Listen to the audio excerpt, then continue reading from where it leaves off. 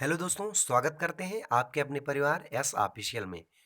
ठीक है। और बता दें साथियों, 3 नवंबर का आप लोगों का करंट छूट गया था, वो भी हम लोग यहाँ इंक्लूड करेंगे। और लास्ट तक वीडियो में बने रहना, क्योंकि संभावित क्वेश्चन ही कराए जाते हैं साथियों। ठीक है। और फुल डिटेल में और एनिमेशन के साथ कराए जाते हैं, एक एक पॉइंट को समझा दिया जाता है।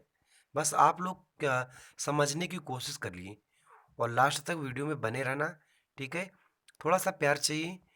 और वीडियो को, अगर नए हैं तो चैनल को सब्सक्राइब करना और वीडियो को लाइक करना और अपने साथियों के साथ शेयर करना।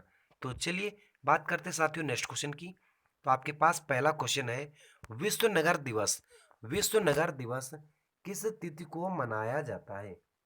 विश्व नगर दिवस किस तारीख को मनाया जाता है, यानी किस तिथि को मनाया जाता है? तो 31 अक्टूबर को विश्व दिवस यानी विश्व नगर दिवस मनाया जाता है, जो कि नगरों में आयोजित किया जाता है। कहाँ पे? नगरों में आयोजित किया जाता है। चलिए बात करते हैं थोड़ा डिटेल में साथियों। तो विश्व नगर दिवस की जो थीम थी, वैल्यूइंग और कम्युनिटी एंड सिटीज थी। और यह 2014 में, कब साथियों? 2014 में पहली बार संघीय चीन में मनाया गया था। तब से आज तक 31 अक्टूबर को प्रतिवर्ष मनाया जाता है। चलिए बात करते साथियों नेक्स्ट क्वेश्चन की। तो आपके सामने दूसरा क्वेश्चन है, एनटीपीसी लिमिटेड ने ग्रीन के तहत किसके साथ एक समझौता पर हस्ताक्षर किया है? एक समझौता किया है, किसके साथ समझौता किया है? तो जापान देश के साथ समझौता किया गया है। और एनटीपीसी और ग्रीन इनिशिएटिव के दोनों को जोड़कर एक समझौता किसके साथ किया गया है? चीन, सॉरी, जापान के साथ किया गया है। चलिए बात करते साथियों थोड़ा डिटेल में। तो आपके सामने डिटेल है साथियों।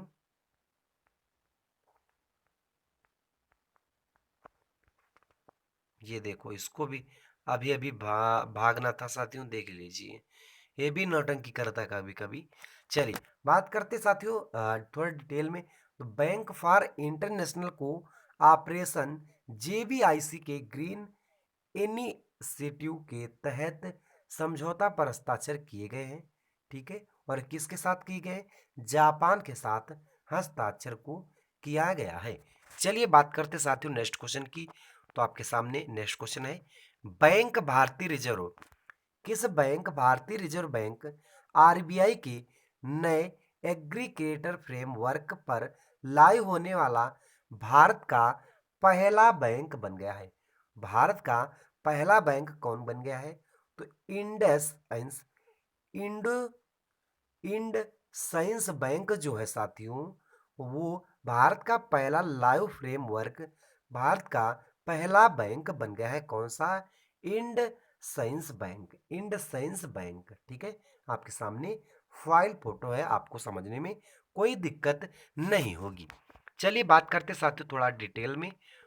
तो इंडेंस बैंक जो है आरबीआई के अकाउंट एग्रीगेटर ऐप फ्रेमवर्क पर जाकर लाइव होने वाला देश का पहला बैंक है, जो कि फ्रेमवर्क व्यक्तियों और छोटे माध्यम आकार के व्यवसायों को अपनी वित्तीय आवश्यकताओं को आसानी से पूरा करने के लिए सेवाओं का लाभ उठाने में मदद और ऋण तथा अन्य सेवाओं को प्राप्त करने के लिए दस्तावेज जमा करने और एकमात्र करने की आवश्यकता को समाप्त करेगा। कौन सा? IndusInd bank. ठीक है। चलिए बात करते साथियों नेक्स्ट क्वेश्चन की। तो विश्व विश्व सोराइसिस दिवस कब मनाया जाता है? एक बीमारी का नाम है साथियों, सोराइस। सोराइस बीमारी का नाम है। सोराइस दिवस कब मनाया जाता है? तो इसका जो राइट आंसर हो जाएगा, 29 अक्टूबर को सोराइस दिवस मनाया जाता है। साथियों बता दें, सोराइस जो बीमारी होती है, देख लीजिए हाथों में छोटे छोटे, ये देखिए आपको दिख रहा होगा, लाल लाल के फफूंदी पड़ जाते हैं, इसी को बोलते हैं सोराइस बीमारी। ठीक है। चलिए बात करते साथियों डिटेल में थोड़ा। तो आपके सामने डिटेल है, विश्व सोराइस दिवस 2020 का इनफोर्ड है। ठीक है। इसका जो विषय है साथियों, इनफोर्ड विषय है। और दुनिया भर में सोराइस बीमारी के बारे में जागरूकता बढ़ाने के लिए प्रति वर्ष 29 अक्टूबर को ये तिथि मनाई जाती है, यानी सोराइस बीमारी का दिवस मनाया जाता है। सोराइस बीमारी की बात करते हैं साथियों थोड़ा, तो सोराइस बीमारी एक सिस्मेटैटिक यानी कि दैहिक बीमारी है और इसलिए इसे ऑटो इम्यून बीमारी के रूप में वर्गीकृत किया गया है और अपनी जटिल प्रकृति के कारण इसका व्यापक प्रसार होता है। चलिए बात करते साथियों नेक्स्ट क्वेश्चन की। पांचवा क्वेश्चन है स्क्रीन पे। प्रधानमंत्री नरेंद्र मोदी द्वारा आरोग्य वन का उद्घाटन किस राज्य में किया गया है? आरोग्य वन का उद्घाटन किस राज्य में किया गया है? तो साथियों गुजरात राज्य में किया गया। कहाँ पे? गुजरात राज्य में किया गया है। फाइल फोटो में आप देख सकते हैं कहाँ पे? गुजरात राज्य में इसे आयोजित यानी उद्घाटन किया गया है। किसके द्वारा? प्रधानमंत्री के द्वारा। चलिए बात करते साथियों डिटेल में थोड़ा। तो नवनिर्मित आरोग्य नव वन गुजरात राज्य में स्थित है। प्रधानमंत्री श्री नरेंद्र मोदी जी द्वारा सरदार पटेल प्राणी उद्यान और सियोडिसिक इवीरा डोम के साथ आरोग्य वन का उद्घाटन गुजरात के नर्मदा जिले के केवड़िया के पास स्टैचू ऑफ यूनिटी परिसर के पास किया गया है।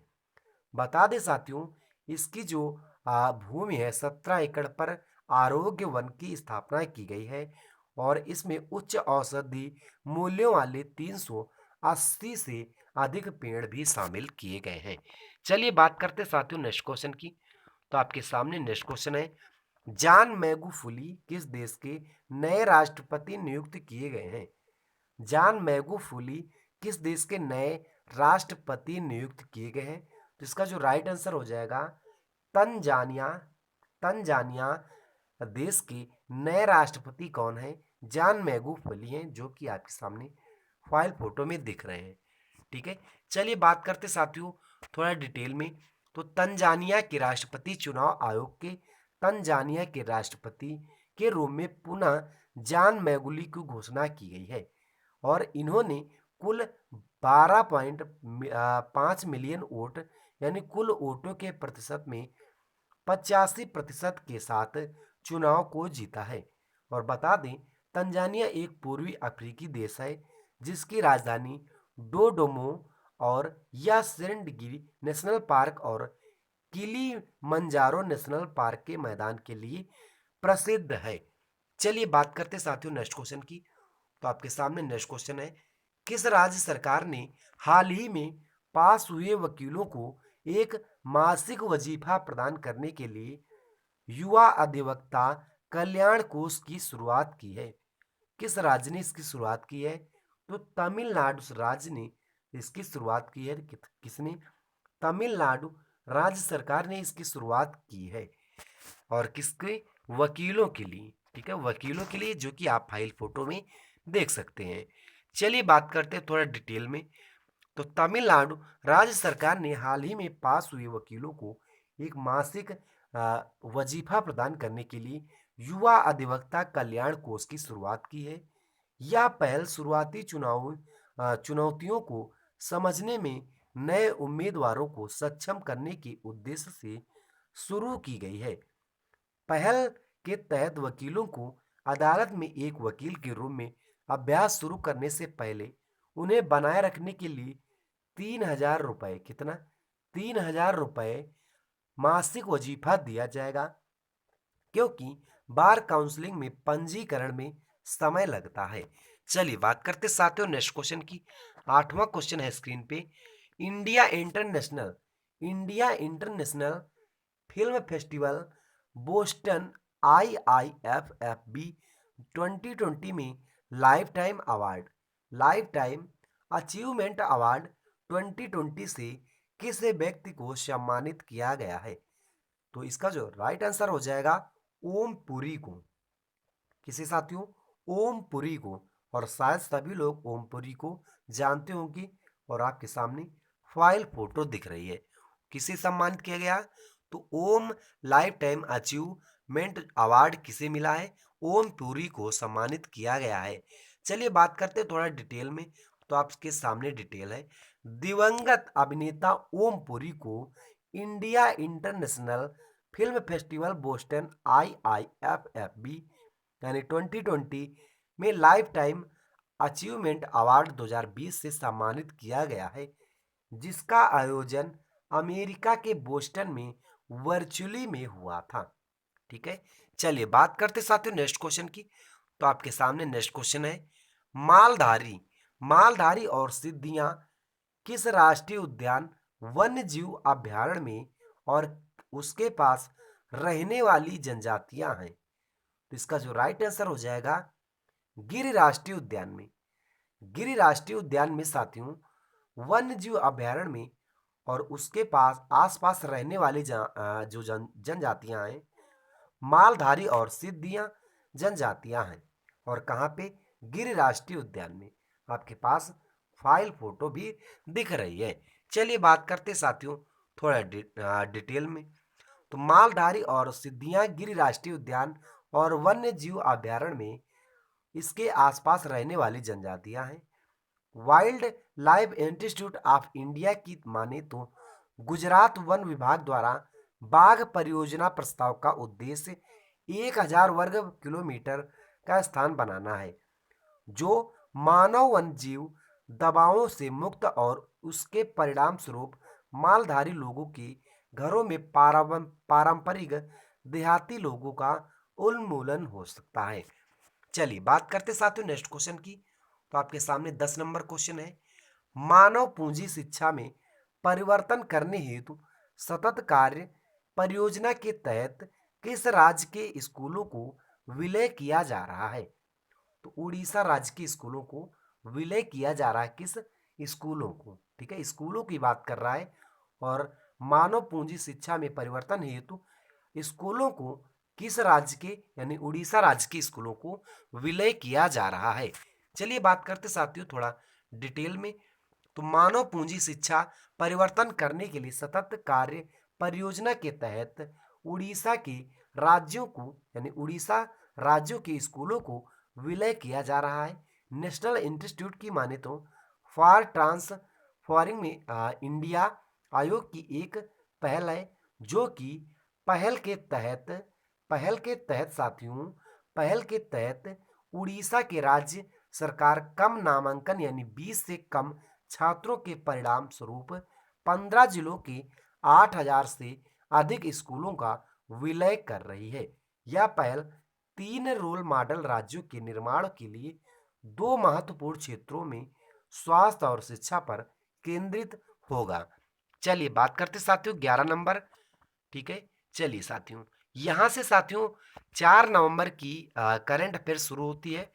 ठीक है, तो चलिए बात करते साथियों राष्ट्रीय कंपनी कानून अपीली न्यायाधिकरण के नव नियुक्त अध्यक्ष का नाम बताना है आपको। तो इसका जो राइट आंसर हो जाएगा BL भट्ट, जो कि आपके सामने फाइल फोटो में दिख रहे हैं। चलिए बात करते साथियों थोड़ा डिटेल में।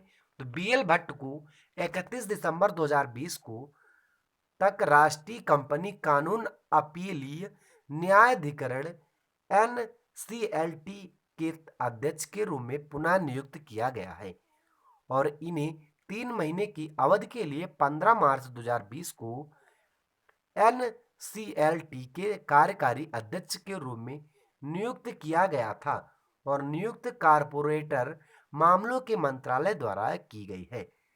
BL भट्ट जम्मू और कश्मीर उच्च न्यायालय के पूर्व न्यायाधीश और 17 अक्टूबर 2017 को न्यायिक सदस्य के रूप में NCLT में शामिल हुए थे। यह राष्ट्रीय कानून कंपनी न्यायाधिकरण के आदेशों से अपील सुनने के लिए कंपनी अधिनियम 2013 की धारा 410 के तहत भारत सरकार द्वारा गठित एक न्यायाधिकरण है। चलिए बात करते साथियों नेक्स्ट क्वेश्चन की। तो आपके सामने नेक्स्ट क्वेश्चन है साथियों 12 नंबर। चलिए साथियों 12 नंबर क्वेश्चन है, सार्वजनिक मामलों के सूचांक 2020 में किस राज्य को बड़े राज्यों की श्रेणी में सर्वश्रेष्ठ शासित बेस्ट गवर्नड राज्य घोषित किया गया है? सर्वश्रेष्ठ शासित राज्य घोषित किया गया किसे? केरल राज्य को सर्वश्रेष्ठ राज्य घोषित किया गया है। ठीक है, केरल की थोड़ा फाइल फोटो है आपके सामने। थोड़ा वहाँ पे नदियाँ और झरने और नारियल के वृक्ष ज़्यादा मिलते हैं। कहाँ पे? केरल में। चलिए बात करते साथियों थोड़ा डिटेल में। तो आपके सामने 12 नंबर की डिटेल है। सार्वजनिक मामलों के सूचांक 2020 में केरल को बड़े राज्यों की श्रेणी में सर्वश्रेष्ठ शासित राज्य घोषित किया गया है, जबकि उत्तर प्रदेश निचले पायदान पर रहा है। छोटे राज्य की श्रेणी में गोवा पहले स्थान पर रहा है, इसके बाद मेघालय और हिमाचल प्रदेश थे। सार्वजनिक मामलों के सूचांक 2020 को पब्लिक अफेयर सेंटर द्वारा जारी किया गया है, जो एक शहर आधारित लाभकारी संगठन और इसके अध्यक्ष भारतीय अंतरिक्ष अनुसंधान संगठन ISRO के पूर्व अध्यक्ष के कस्तूरी रंगन है। चलिए बात करते साथियों नेक्स्ट क्वेश्चन की। तो आपके सामने नेक्स्ट क्वेश्चन है, इंडिया का पहला, इंडिया की बात कर रहे हैं साथियों, इंडिया का पहला ई साधन केंद्र किस राज्य में स्थित है? ई साधन केंद्र किस राज्य में स्थित है? तो महाराष्ट्र राज्य में स्थित है। ठीक है, आप देख सकते हैं ई साधन केंद्र, जहां पे आप ई साधन से मतलब जैसे पढ़ाई के लिए पुस्तकालय हो गया, तो ये सारी व्यवस्थाएं वहां पे की जाती हैं। और कहाँ पे खोला गया? इंडिया का पहला ई संस्थान केंद्र किस राज्य में स्थित है? तो महाराष्ट्र में स्थित है। चलिए बात करते साथियों थोड़ा डिटेल में। तो महाराष्ट्र के नागपुर जिले में न्यायिक अधिकारी प्रशिक्षण संस्थान में भारत के पहले ई संस्थान केंद्र न्याय कौशल का उद्घाटन किया गया है। इस संस्थान केंद्र का उद्घाटन 31 अक्टूबर 2020 को भारत के मुख्य न्यायाधीश शरद अरविंद बोबड़े ने किया था। भारत के मुख्य न्यायाधीश CGI भारतीय न्यायिक प्रणाली के सर्वोच्च रैंकिंग अधिकारी हैं और भारत के सर्वोच्च न्यायालय के प्रमुख मुख्य न्यायाधीश हैं। मुख्य न्यायाधीश की बात करें तो भारत के राष्ट्रपति द्वारा संविधान के 124 के खंड 2 में के तहत संसद की सलाह और सहमत से नियुक्त किया जाता है और 65 साल की उम्र तक कार्य करता है। चलिए बात करते साथियों 14 नंबर क्वेश्चन की। तो आपके सामने 14 नंबर क्वेश्चन है, रणनीति नीति और सुविधा ब्यूरो नामक एक रणनीति इकाई का संबंध है निम्न में से किस मंत्रालय से है? तो आपको बता दें मिनिस्ट्री ऑफ आयुष मंत्रालय से इसका संबंध है। किससे? आयुष मंत्रालय से इसका संबंध है। चलिए बात करते साथियों थोड़ा डिटेल में। तो आपके सामने डिटेल है, आयुष मंत्रालय और MS इनवेस्ट इंडिया आयुष मंत्रालय क्षेत्र की योजनाबद्ध व्यवस्थित विकास को सुविधाजनक बनाने के लिए रणनीति नीति और सुविधा ब्यूरो नामक एक रणनीति इकाई स्थापित करने के लिए सहयोग करेगा। यह विभिन्न चरणों में से एक है जिसे मंत्रालय ने भविष्य के निर्देशों के साथ तैयार करने के लिए शुरू किया है, जिसमें आयुष क्षेत्र की हिस्सेदारी रखने वाले समूह आगे बढ़ सकते हैं। और बता दें इसकी स्थापना एक अग्रगामी कदम है जो कि आयुष प्रणालियों को भविष्य के लिए तैयार करेगा। यह ब्यूरो रणनीति और नीतिगत पहल करने में मंत्रालय का समर्थन करेगा। चलिए बात करते साथियों नेक्स्ट क्वेश्चन की। तो आपके सामने 15 नंबर क्वेश्चन है, हाल ही में सुप्रीम कोर्ट द्वारा किसे पारित किया गया था जिसका अर्थ कि एक क्षेत्राधिकारी का एक आदेश को दूसरे क्षेत्राधिकारी के मूल आदेश को दर्शाता है? इसका जो राइट आंसर हो जाएगा साथियों मिरर ऑर्डर। यानी कि आप मान लीजिए यहाँ पर खड़े हैं, ठीक है, यहाँ पे आप खड़े हो जाइएगा और अपना जो फेस है इस मिरर में देखिएगा तो आपको कैसा लगेगा। यानी आप अपना जो कोई चेहरा है आप किसी क्षेत्र में यानी आप शीशे में आप उतार रहे हैं, तो उसी तरह यहाँ पे दर्शाया गया है कि कोर्ट ने हाई कोर्ट ने यानी सुप्रीम कोर्ट ने किसी दूसरे यानी एक क्षेत्राधिकारी से दूसरे क्षेत्राधिकारी को मूल आदेश को दर्शाता है। चलिए बात करते साथियों नेक्स्ट क्वेश्चन की, यानी कि इसका डिटेल क्या बात करते हैं। तो मिरर ऑर्डर जो हाल ही में सुप्रीम कोर्ट द्वारा पारित किया गया था। इसका अर्थ ये है कि क्षेत्राधिकारी का एक आदेश जो कि दूसरे क्षेत्राधिकारी के पास मूल आदेश को दर्शाता है। यह आदेश चरित्र में सहायक या अधीनस्थ है। और बता दें साथियों कि हाल ही में सुप्रीम कोर्ट ने एक बच्चे की अंतर्राष्ट्रीय कस्टडी में जुड़े मामले में मिरर आर्डर की अवधारणा को लागू किया है। जब तक अदालत किसी बच्चे को किसी विदेशी में स्थानांतरित करने की अनुमति नहीं देती है, तो यह एक शर्त लगा सकती है कि विदेशी अधिकार क्षेत्र में माता-पिता को भी वह सक्षम अदालत से बच्चे के लिए हिरासत का सामना आदेश प्राप्त करना चाहिए। इस तरह के आदेश को मिरर ऑर्डर कहा जाता है। चलिए बात करते साथियों नेक्स्ट क्वेश्चन की। तो आपके सामने 16 नंबर क्वेश्चन है, किसने छात्रों की भलाई हेतु स्वयं सहायता वेबसाइट बंद की शुरुआत की है? किस किस आईआईटी ने छात्रों की भलाई हेतु क्या लॉन्च किया है, बंद की शुरुआत की है? तो IIT Indian institute of technology Bombay द्वारा द्वारा क्या किया गया साथियों, एक बंधु वेबसाइट की शुरुआत की गई है जो कि छात्रों की भलाई के लिए इसे शुरुआत की गई है। चलिए बात करते हैं साथियों डिटेल में। तो आपके सामने डिटेल है, भारतीय प्रौद्योगिकी संस्थान बॉम्बे आईआईटी बॉम्बे ने छात्रों की भलाई हेतु स्वयं सहायता वेबसाइट बंद की शुरुआत की गई है। यह पहल आईआईटी बॉम्बे के पूर्व छात्रों का एक सहयोगात्मक प्रयास है। यह पहल राष्ट्रीय शिक्षा नीति 2020 के अनुरूप जो तनाव और भावात्मक समायोजन को संभालने के लिए हर शैक्षणिक संस्थान की परामर्श प्रणाली की आवश्यकता को बताती है। राष्ट्रीय शिक्षा नीति 2020 यानी 21वीं सदी की बात करें तो पहली शिक्षा नीति है और इसे भारत में बढ़ती हुई विकास संबंधी अनिवार्यताओं को संबोधित करने के उद्देश्य से जारी किया जाता है। चलिए बात करते साथियों नेक्स्ट क्वेश्चन की, यानी कि 17 नंबर क्वेश्चन की बात करते हैं। पत्रकारों जो पत्रकारों होते हैं साथियों, पत्रकारों के खिलाफ अपराध के लिए दंड मुक्ति समाप्त करने के लिए अंतर्राष्ट्रीय दिवस किस तारीख को मनाया जाता है, किस दिन मनाया जाता है?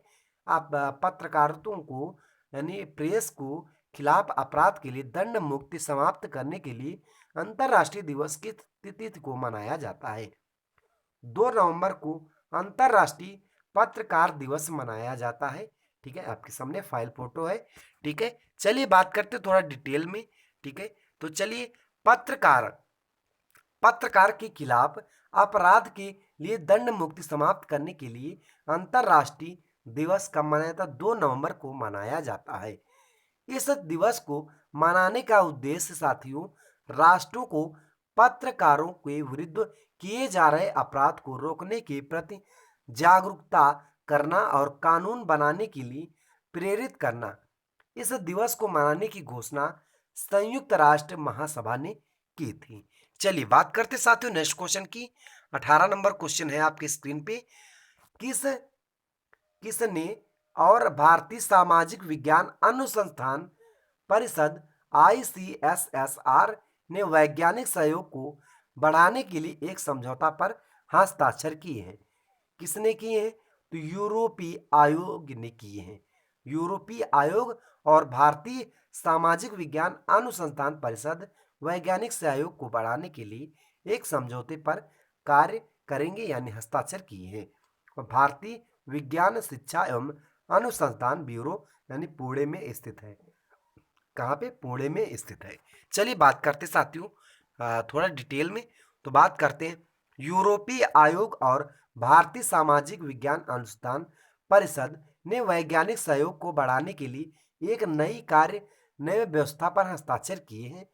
यह समझौता एक शीर्ष अवधि के लिए यूरोपीय अनुसंधान परिषद ईआरसी द्वारा वित्त पोषित यूरोप में अनुसंधान टीमों में शामिल होने के लिए शीर्ष सामाजिक वैज्ञानिकों को प्रेरित करता है।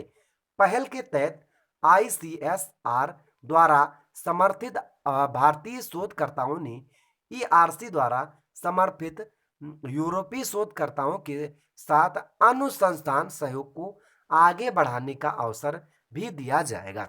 चलिए बात करते साथियों 19 नंबर क्वेश्चन की। तो किस महाद्वीप पर पक्षी पेलागो पेलागो निर्दिष्ट के जीवाश्म की पहचान की गई है? ठीक है, तो इसका जो राइट आंसर हो जाएगा साथियों अर्टार्कटिका। अर्टार्कटिका में ये पक्षी पाया जाता है, पहचान की गई है कहाँ पे? अर्टार्कटिका में। चलिए बात करते साथियों थोड़ा डिटेल में, तो आपके सामने डिटेल है, ठीक है, आप पढ़ सकते हैं। अर्टार्कटिका महाद्वीप पर पक्षी के जीवाश्म की पक्षी के जीवाश्म की पहचान की गई है। और बता दें बोनी के अनुमानों के कारण बोनी टोंड पक्षियों के रूप में जाना जाता है। इसे क्या जाना जाता है? बोनी टोंड पक्षियों के रूप में जाना जाता है। या उनके जबड़ों पर जो नुकीले दांतों से मिलते जुलते हैं, हालांकि वे मनुष्य और अन्य स्तनधारियों के जैसे असली दांत नहीं होते हैं। और सिमोर द्वीप अंटार्कटिका पर पाया गया है, जो कि प्राकृतिक समूह क्लैड में विशालकाय पक्षियों के विलुप्त हो चुके हैं समूह का प्रतिनिधित्व करता है। पक्षियों की बात करें तो एसोसिएशन युग के सबसे बड़े उड़ने वाले पक्षी थे और सबसे बड़े उड़ने वाले पक्षियों में से थे जो कभी रहते थे, और उनका अनुमानित पंख 5 से 6 मीटर था। ठीक है, चलिए बात करते साथियों लास्ट क्वेश्चन की। तो आपके सामने लास्ट क्वेश्चन है, वैभव शिखर सम्मेलन वैभव शिखर सम्मेलन का आयोजन किस तिथि को किस तिथि तक किया जाता है? तो बता दे साथियों, जो वैभव शिखर सम्मेलन होता है 2 अक्टूबर से चालू होता है और 31 अक्टूबर 2020 तक इसे किया जाता है। चलिए बात करते साथियों थोड़ा डिटेल में। तो वैश्विक भारतीय वैज्ञानिक वैभव शिखर सम्मेलन जो होता है विदेशी और स्थानिक भारतीय शोधकर्ताओं और शिक्षाविदों एक वैश्विक आभासी शिखर सम्मेलन होता है। और इसका जो आयोजन गांधी जयंती यानी 2 अक्टूबर से 31 अक्टूबर 2020 तक के लिए आयोजित किया जाता है। यानी 31 अक्टूबर से यानी 2 अक्टूबर से 31 अक्टूबर तक, यानी गांधी जयंती पर इसे आयोजित किया जाता है। और समाप्त कब होता है? 31 अक्टूबर को समाप्त किया जाता है। ठीक है, तो चलिए साथियों आज की क्लास यहीं तक है। क्लास के बारे में जरूर बताएं। ठीक है, तो तब तक के लिए tata bye bye, take care, मस्त रहिए, स्वस्थ रहिए। Thank you so much, love you दोस्तों। ठीक है, जय हिंद, जय भारत।